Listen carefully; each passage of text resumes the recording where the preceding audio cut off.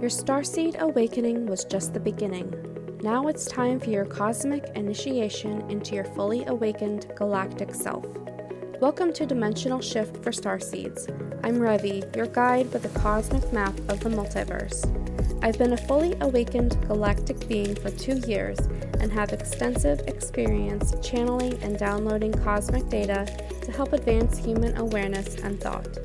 My mission here at Dimensional Shift is to help you accelerate your self-initiation through soul reconnection, identity integration, purpose alignment, and mission activation.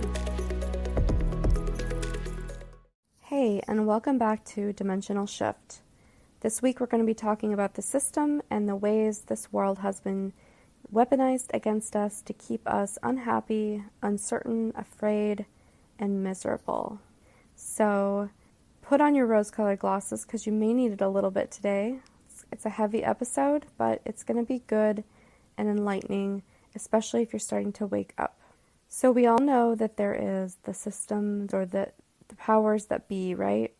They have designed this system to keep us unhappy, afraid, miserable, uncertain of the future, chaotic. That's what they do to us, and in return, we produce something called loosh, which is what they feed on. That's the energetic release that happens whenever we have those lower frequencies going.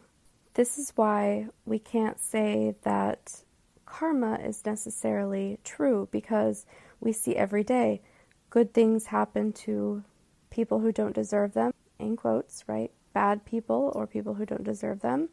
And then bad things happen to good people.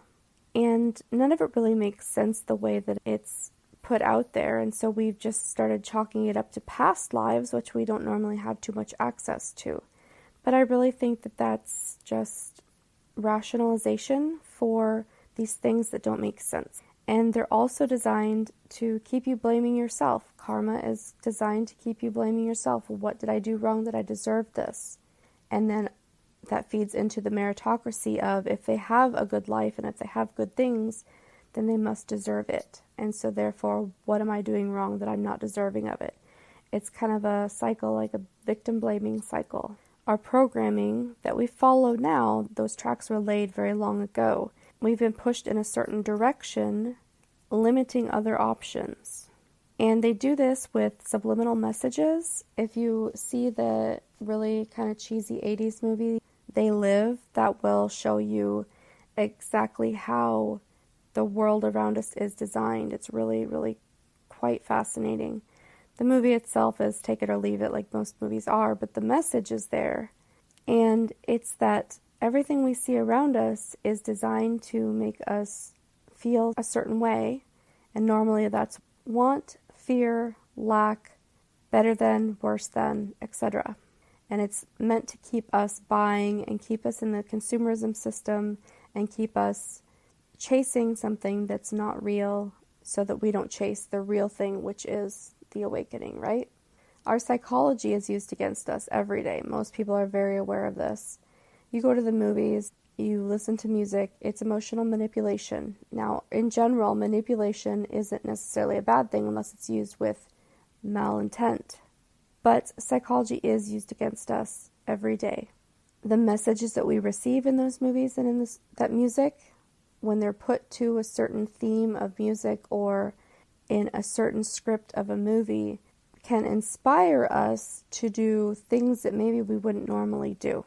Now, there is some good music and movies that will lead us in the direction that we should be going, and I contend that those authors and musicians are very spiritually awoken, and they do that on purpose. Just like, say, Pink Floyd, they were very aware of what was going on, and so their music reflects that, and they're like clues hidden throughout history. Most of our programming is completed by age 10, and it's finished up by the time we leave high school, about 18. Until age 10, our nuclear family, parents, siblings have a very direct influence on how we are programmed. After that, it goes more into the friends circle. But the friend circle is also programmed by your family. There's that. And so we get a lot of programming that then we have to unwind the rest of our lives. and most of it is meant to corral us in a certain direction. That moves into conditioning, which is a similar but separate type of programming, I guess you could say. It's kind of the same thing. It's meant to influence how you live in the world. So there's conditioning is by others or the system working through others in your life. So this would be like familial and societal expectations, such as the school, job, marriage, retirement cycle, if you are so lucky to have those options. When you are a child, most of us are immediately put into some kind of educational setting, and that immediately starts the indoctrination process. And so then what comes after that? You go to college, you get a job, you get married, and you do your job for 40 years, and then you retire, and then you die. Like, that's the social script that we live by in general. And it's really kind of sad that that's the tracks that we've been led to, because it's a very unhappy life, and it's very almost soul-destroying depending on what job or career you end up with. There's also cultural norms. For example, what you eat for meals and your diet. Those are decided by your culture, they're decided by your family, but your family makes that choice based on the culture. And so this is just another type of conditioning, and it again pushes you in a certain direction. So in America, for example, right now we have the huge obesity problem. That's conditioning that was pushed on people in like the 50s and 60s to eat more grains, and then the junk food wave in the 80s and 90s. And now we have it here, this obesity crisis, and that's all based on what's acceptable in the culture. If you deviate from any of these, then you become the outsider. And then you have personal conditioning, which would be how these powers that be tie you to toxic people, like narcissists and things like that.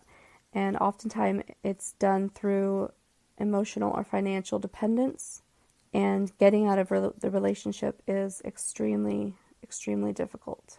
There's also something called feedback loops, and that is where something self-perpetuates itself. And so there are 4 kinds of loops, but they kind of overlap a little bit too. So you have a reward loop, and that would be like you do something, you get a reward, and so you do it again. It's self-perpetuating. So for example, you buy 5 lottery tickets, you win a free lottery ticket one out of the 5, and so you go and you buy 5 more tickets. There's the punishment loops, which would make you want to stop a behavior. For example, withdrawing is too hard, so you keep drinking. Withdrawals is a punishment, even though you want to stop. It's such a hard process that you just keep staying in it. And then there's an aggravating loop, which would be something like needing harder drugs or kinkier sex to get the dopamine hit you need or think you need, right? It ramps up each time because you're getting less of something. So these types of programming and conditioning and the loops are in everybody's life. However, those of us who are spiritual and are awakening are also targeted for extra hard stuff.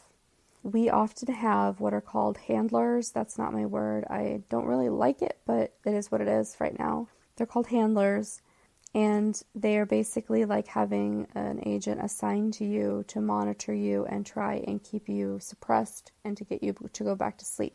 This is why we have harder than usual lives to go through, and they basically just go at you until eventually you give in or overcome.